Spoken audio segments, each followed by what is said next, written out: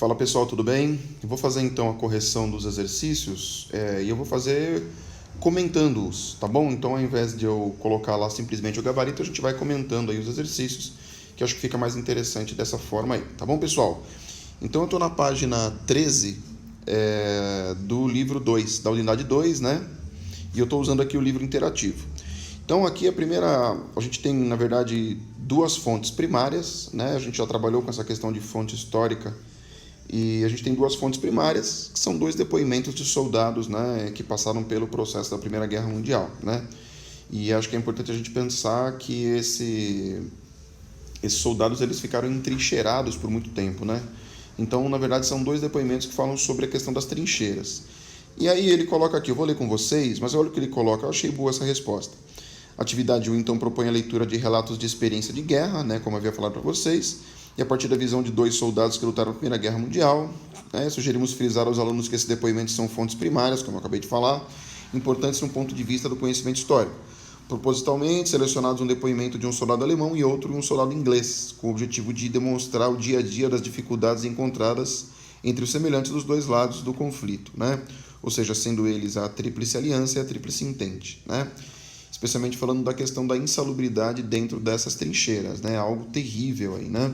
Então, a questão da página 13 é mais uma resposta nesse sentido.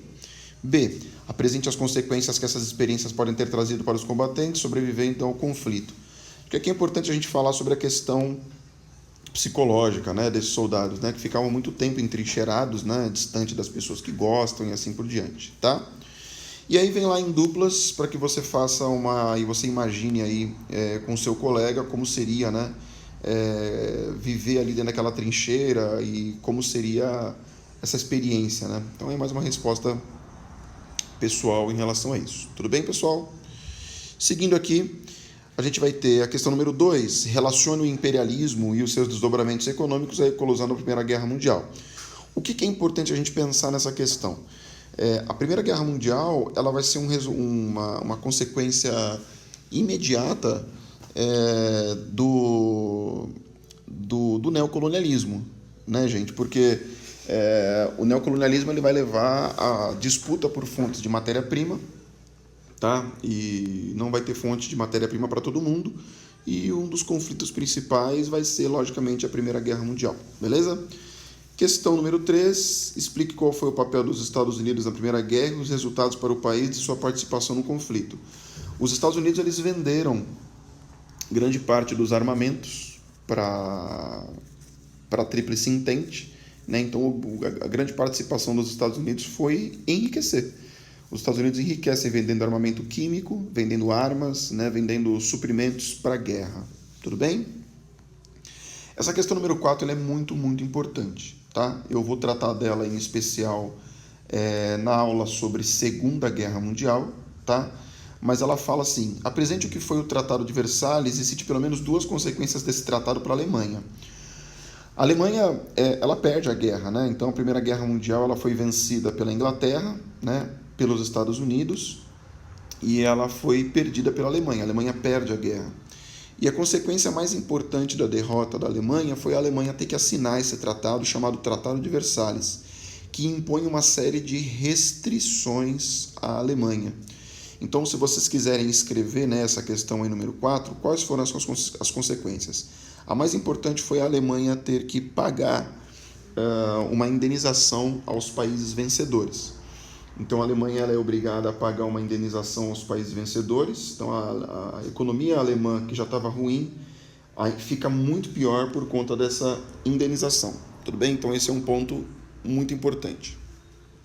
O segundo ponto importante que a gente pode determinar é a devolução de dois territórios da Alemanha para a França. Os territórios de Alsácia e Lorena. Então a gente pode falar até em francês aí, Alsace e Lorraine, que é mais bonito, né? Alsace e Lorraine. Lorraine, foi bonito. Então é essa questão que é fundamental.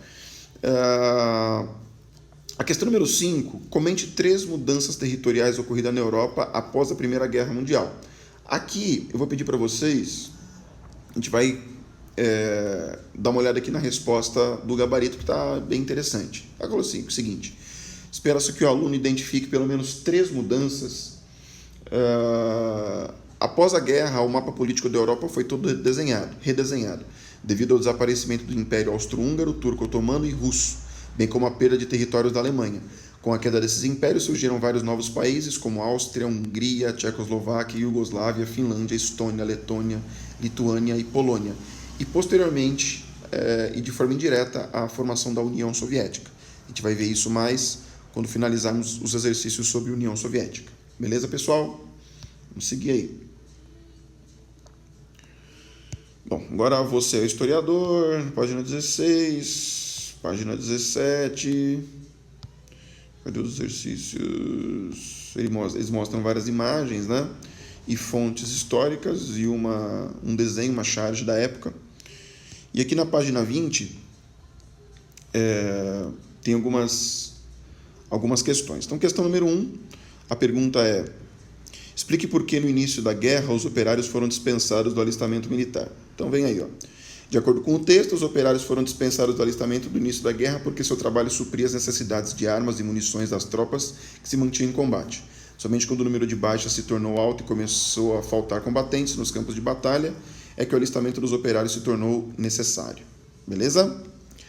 Questão número 2, está perguntando por que o número de alistamento voluntários foi decaindo ao longo do conflito.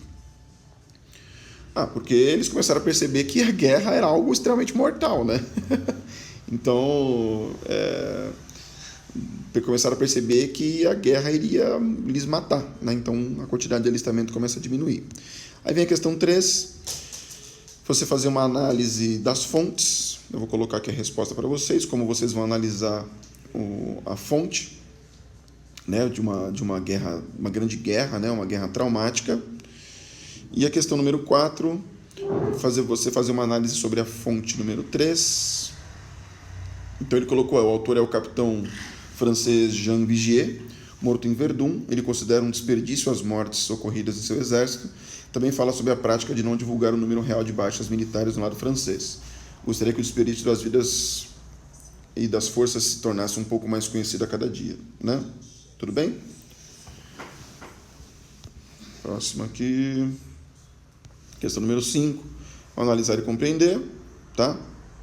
Para vocês darem uma pausa aí para que vocês possam ver, mas eu acredito que essas respostas sejam respostas mais pessoais, tá bom, gente? Tudo bem? Beleza, pessoal. Então aí, próxima semana a gente faz a correção em relação à Revolução Russa.